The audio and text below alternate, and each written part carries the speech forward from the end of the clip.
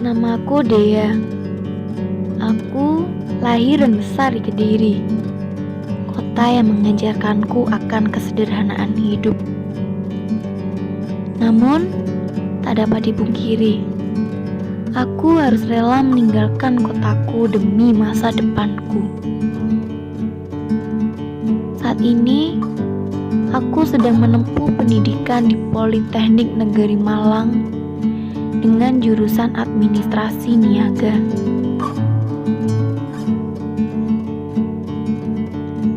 Sebagai mahasiswa tingkat akhir, aku lebih sering menghabiskan waktuku di perpustakaan, sekedar mencari referensi untuk skripsiku nanti. Ya, aku harus melawan semua rasa malasku untuk masa depanku.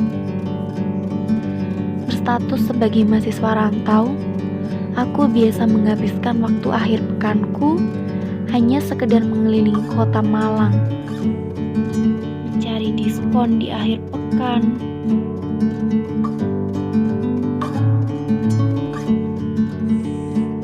menonton film yang sedang tayang di bioskop,